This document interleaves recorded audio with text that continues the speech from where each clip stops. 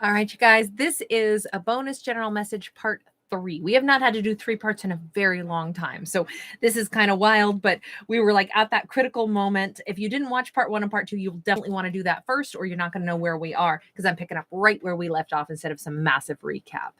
So I had just asked the universe, though, universe, weigh in on this situation.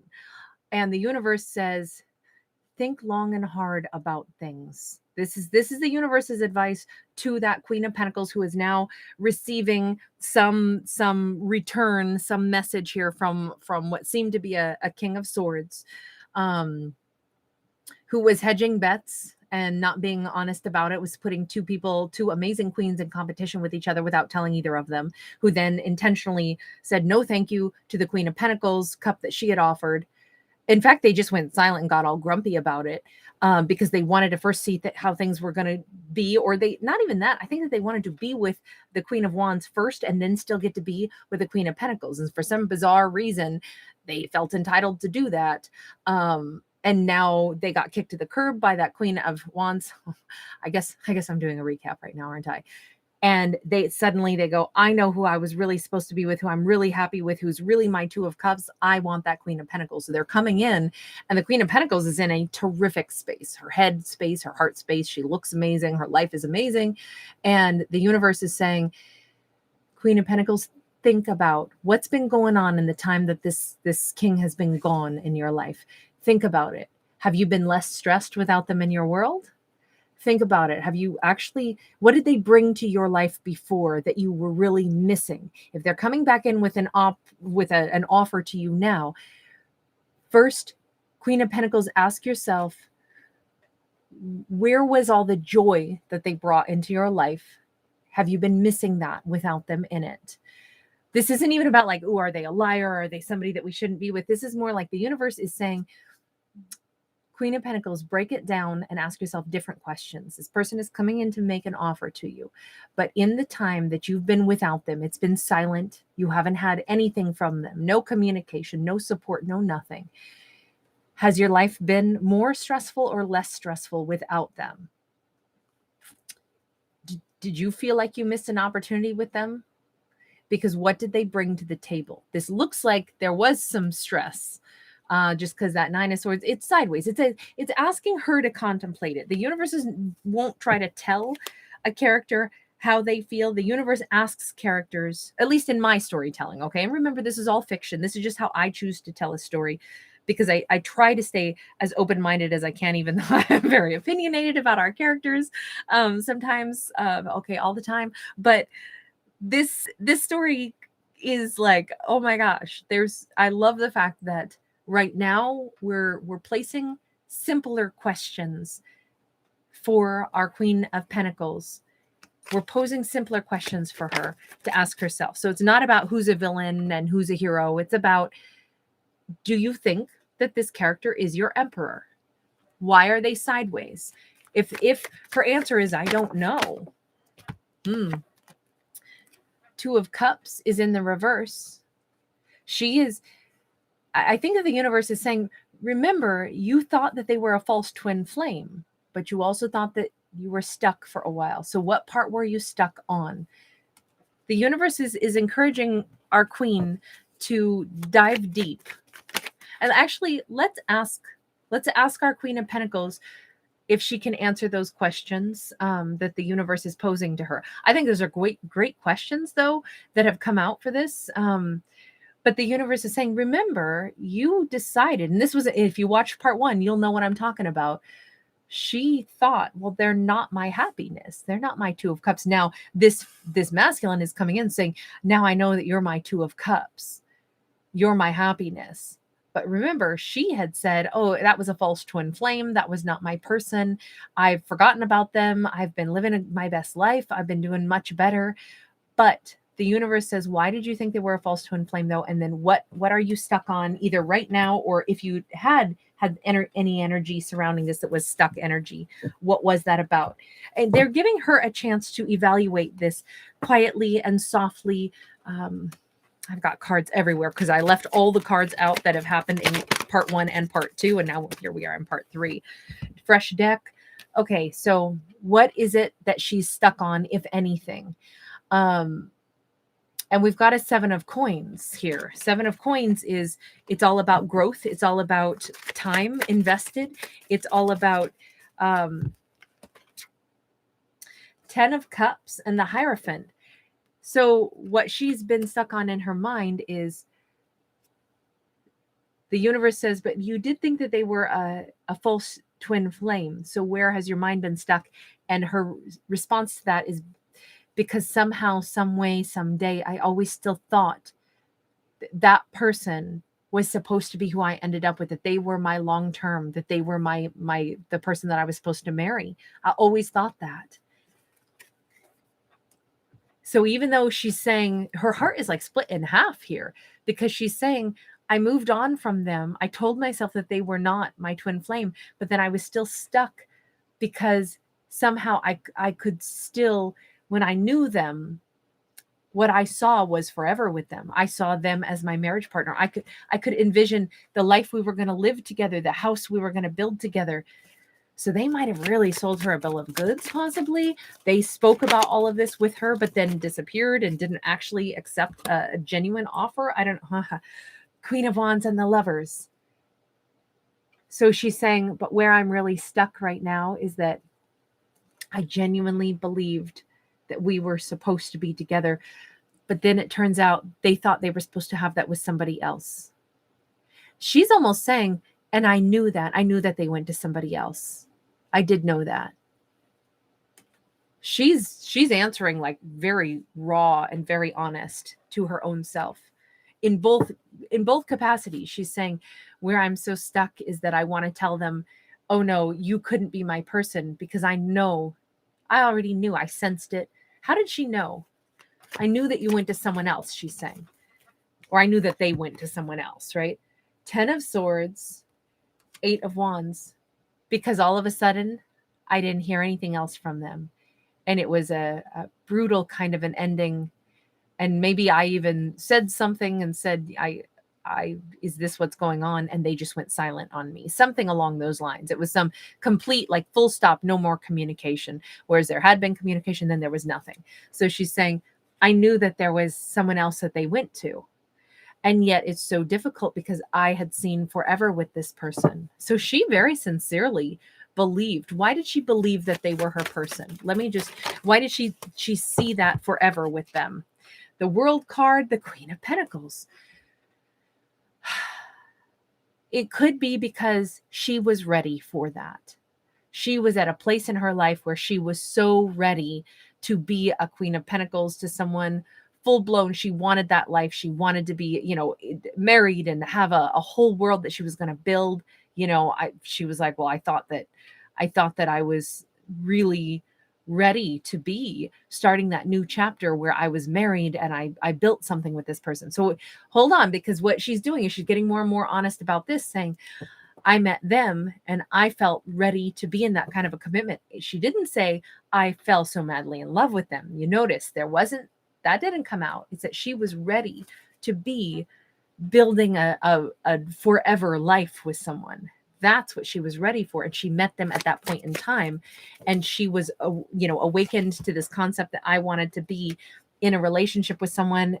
Look at that. Admitting that to herself sets her free. She's realizing, I wanted to build forever with someone. I was ready for that. And I thought it was going to be them. And I really saw how happy we could have been. But ultimately, it was that I was really ready to give that to someone. It's not that it was them after all. Because, she would have given it all to them. But if they weren't the right person, she's realizing that the bigger component of all of this was she was ready. She is ready to be in something serious and long-term and committed. But she's now free of this concept that, oh my God, I lost out on the one love of my life. What she's realizing is I was ready for the love of my life. That is different than saying they are the love of my life. That's we could say it's semantics, but it's not. It's super important. I am ready for the love of my life versus they are the love of my life. She's realizing those are two different statements. Does that mean she's done with them then? And what does this mean to have her freed from this thought process? The Chariot. She's ready to move forward. Where's she going? Where's she going? She's balanced. She feels stable. She feels comfortable. Where is she going? She's going for the gold. She's going for all of it. She wants a 10 of cups or 10 of pentacles, excuse me, a kind of life. She wants it all. She wants every kind of abundance. She wants something she can count on, something that's reliable. She wants great money. She wants a partner that she knows has her back, no matter what happens. They'd walk through the gates of hell right beside her holding her hand. Like, that's what she's going after. She wants it all. Okay. What does that mean? I still don't know what that means for her and this person. She's saying no to them. A definite no. How do they react?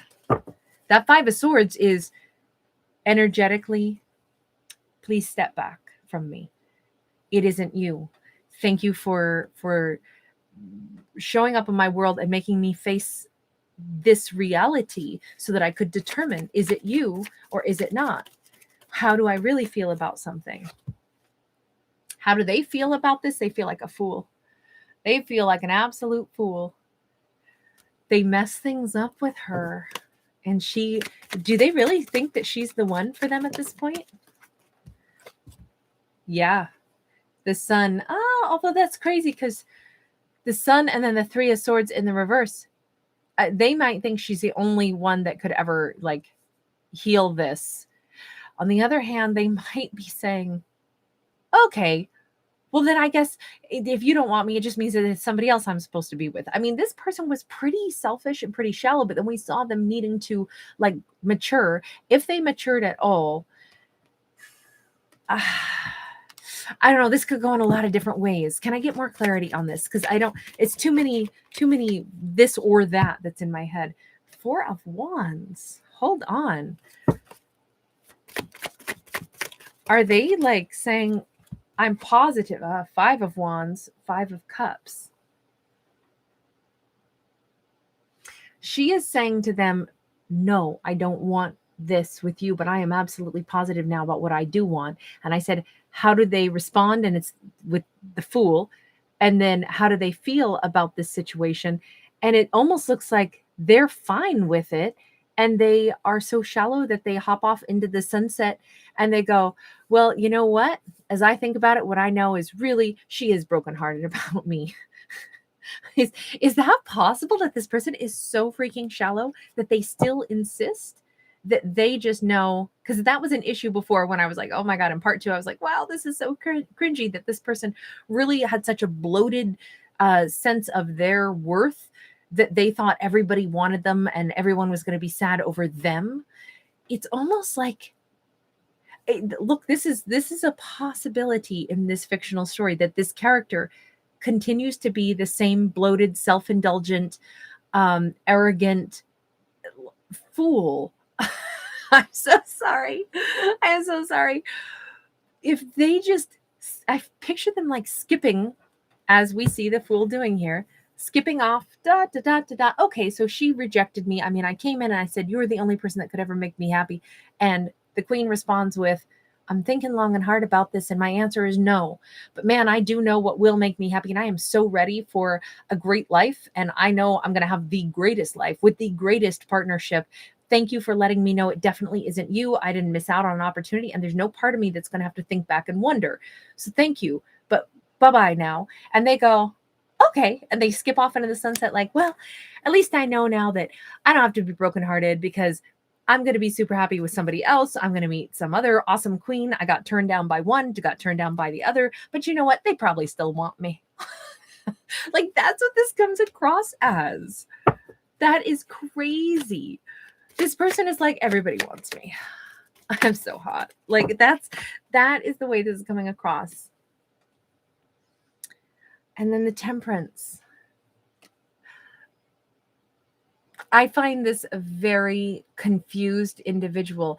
It seems like it makes them at ease when they imagine that other people are boo-hooing over them. The only reason I'm going to go ahead and I'm going to let that interpretation stand without challenging it is because we saw that attitude from them in part 2. We saw a sense of entitlement and a sense of arrogance that was so like cringy that I'm not really shocked that the way they make peace with things when they mess stuff up and somebody says, oh, I no, thank you. This is not going to work for me. The way that they seem to make peace with it is they go, oh, that person is really going to just be sad over me. And that kind of makes them feel good about themselves. We end with this. Maybe this is the ultimate explanation. This person is so childish. They're so, this is just a page, and it's a page of cups. If this person only has the capacity to love this much, if that is still where they are, and with that Hierophant card, this was the Hierophant card. It said that they needed to grow and mature and actually become a full, really connect with their higher self and actually mature at like that profound spiritual level that makes somebody be like a full grown person. If they stay right here, despite the universe's best efforts to help them to grow, I can understand why we end with this card. They care about people, but only little bits. And if we think about this, like, these are the children of the deck. And we don't expect kids to have a capacity. Like, think of 2-year-olds. Their favorite word is like no, and then me. And it's like they want to eat, they want to be taken care of. They throw a temper tantrum if they can't have everything that they want. They want their blocks, they want their juice, they want. If that is actually the energy that this person is still stuck in, they really think it's all about them. I can understand why we have that particular page. So when they care about somebody, it's like, I care about what you'll give to me. The second you don't give to me, it's okay. I'll go find somebody else who will.